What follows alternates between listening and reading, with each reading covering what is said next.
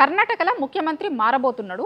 అయితే ఇప్పటికైతే కర్ణాటకలో మారుతున్నాడు. కర్ణాటకలో ముఖ్యమంత్రి మారిన తర్వాత ఇంకొక రాష్ట్రంలో కూడా ముఖ్యమంత్రి మార్పు ఉండే అవకాశం ఉంది అనే చర్చ ఇప్పుడు జరుగుతుంది. కర్ణాటకలో ముఖ్యమంత్రి మారబోతున్నాడు. ఇప్పుడున్నటువంటి ముఖ్యమంత్రి సిద్ధరామయ్య.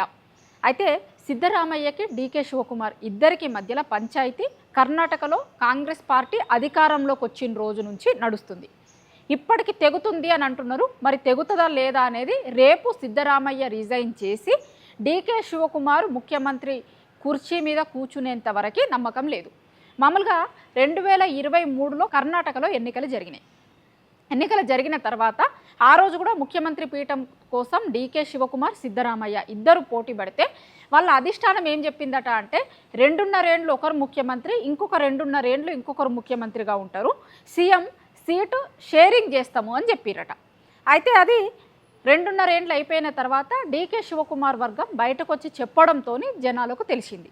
అయితే సిద్ధరామయ్య వర్గం ఏమంటుంది, అసలు అట్లాంటి సీఎం సీటు షేరింగ్ అనేదే లేదు, 2.5 ఏళ్ల తర్వాత వేరే వాళ్ళకి ఇవ్వాలనేది లేదు అనేది సిద్ధరామయ్య వర్గం మొన్న రాక చెప్పుకుంటూ వచ్చింది. ఒక 6 నెలల ముందు విపరీతంగా ఈ పంచాయతీ బయటకు వచ్చి ఇద్దరు వర్గాలు విడిపోయి హైకమాండ్ దగ్గరికి పోయి బయటకు వచ్చి మాట్లాడుకోవడం ఇదంతా చూసినాం.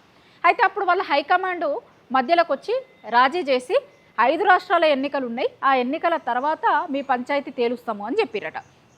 ఇప్పుడు 5 రాష్ట్రాల ఎన్నికలు అయిపోయినాయి కదా, రిజల్ట్ వచ్చింది, గవర్నమెంట్లు కూడా వచ్చినాయి అక్కడ. ఇక అది కూడా అయిపోయింది కదా, మరి మా పంచాయతీ ఏందో తేలువుర్రి అంటున్నారు కర్ణాటకలు. మళ్ళీ వీళ్ళిద్దరు పంచాయతీ వాళ్ళ ఢిల్లీకి చేరింది, వాళ్ళ హైకమాండ్ దగ్గరికి చేరింది. సిద్ధరామయ్య, డీకే శివకుమార్ వీళ్ళ వర్గం వాళ్ళ వర్గం అందరూ కూడా హైకమాండ్తో మీట్ అయ్యారు. అయితే ఒప్పించిండు అనేది కొంతమంది చెప్తున్నారు, ఇంకా ఒప్పుకోలేదు సిద్ధరామయ్య, ఆలోచించుకొని చెప్తా అన్నాడు అనేది ఇంకా కొంతమంది చెప్తున్నారు. సో ఇదంతా కర్ణాటక పాలిటిక్స్కి సంబంధించిన ఇష్యూ. ఇక ఇంకో రాష్ట్రం దగ్గరికి వద్దాం. ఆ ఇంకో రాష్ట్రం తెలంగాణ. కర్ణాటక మనకి పక్క రాష్ట్రం. ఫస్ట్ కర్ణాటకలో ఎన్నికలైన తర్వాత అక్కడ కాంగ్రెస్ పార్టీ అధికారంలోకి రాగానే పక్క రాష్ట్రం కాబట్టి దాని ఇంపాక్ట్ కూడా తెలంగాణ మీద పడ్డది అని ఆ రోజు ఎన్నికలైన రోజు తెలంగాణలో చాలామంది మాట్లాడుకున్నారు. పరిణామాలు చూసినప్పుడు కూడా అట్లనే కనిపించినాయి. ఇప్పుడు పక్క రాష్ట్రంలో సీఎం మార్పు జరుగుతున్నప్పుడు దాని ఎఫెక్ట్ కూడా ఖచ్చితంగా తెలంగాణలో పడుతుంది కదా, దాని ఎఫెక్ట్ కూడా తెలంగాణలో పడుతుంది అని దానికి తగ్గట్టు మార్పులు ఉంటాయి అనే చర్చ ఇప్పుడు తెలంగాణలో స్టార్ట్ అయింది. సీఎం రేవంత్ రెడ్డి డే 1 నుంచి కాంగ్రెస్ పార్టీ అధికారంలోకి వచ్చిన రోజు నుంచి ఈ రోజు వరకు 2.5 ఏళ్ల పీరియడ్లలో కాంగ్రెస్ మీద విపరీతమైనటువంటి వ్యతిరేకత రావడానికి కారణమైండు అని వాళ్ళ హైకమాండ్ అనుకుంటుందట. 10 ఏళ్ల తర్వాత తెలంగాణలో అధికారంలోకి వస్తే 2.5 ఏళ్లలోనే ఇంత వ్యతిరేకత రావడం ఎప్పుడు ఎక్కడ ఏ రాష్ట్రంలో చూడలేదు అనేది వాళ్ళ హైకమాండ్ అనుకుంటున్న మాట.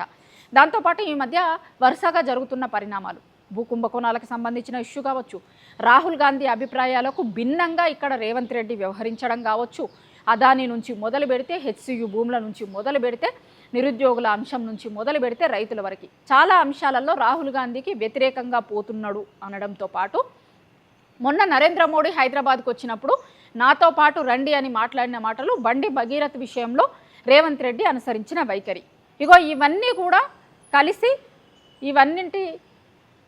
వీటన్నింటి ఎఫెక్టు సీఎం రేవంత్ రెడ్డి పదవి మీద కూడా ఉండబోతోంది అనే చర్చ ఇప్పుడు తెలంగాణలో జరుగుతుంది.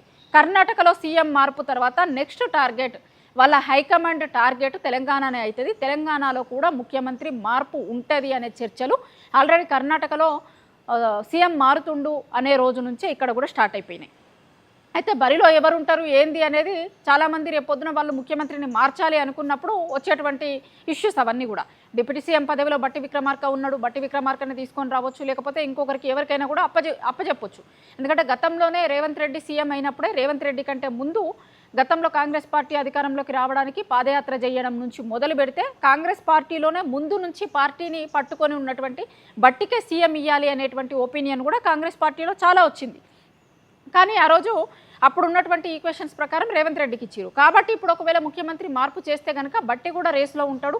అదే కాకుండా ఇంకా చాలామంది కూడా గతంలో ఉమ్మడి నల్గొండకు సంబంధించిన కొంతమంది కూడా మాట్లాడారు, వై నాట్, మేమెందుకు కావద్దు ముఖ్యమంత్రులము, రేవంత్ రెడ్డి అవుతాడు అనుకున్నామా, ఖచ్చితంగా అవుతాం, హైకమాండ్ ఆశీస్సులు ఉంటే ఎవరైనా కావచ్చు అనే మాటలు మాట్లాడారు. కాబట్టి ఎవరైనా కావచ్చు, నిజంగానే వాళ్ళ హైకమాండ్ ఆశీస్సులు ఉంటే పలానా వ్యక్తి ముఖ్యమంత్రి అవుతాడు అని ఎక్స్పెక్ట్ చెయ్యని వాళ్ళు కూడా ముఖ్యమంత్రులైన సందర్భాలు కాంగ్రెస్ పార్టీలో ఉన్నాయి. గతంలో ఉమ్మడి ఆంధ్రప్రదేశ్ ఉన్నప్పుడు తెలంగాణ విభజన జరుగుతున్నప్పుడు జరిగినటువంటి ముఖ్యమంత్రుల మార్పులు కూడా చాలామంది ఎవరు ఎక్స్పెక్ట్ చేయనటువంటి వాళ్ళు ఆ రోజు కాంగ్రెస్ పార్టీ ముఖ్యమంత్రులుగా తీసుకొని వచ్చింది.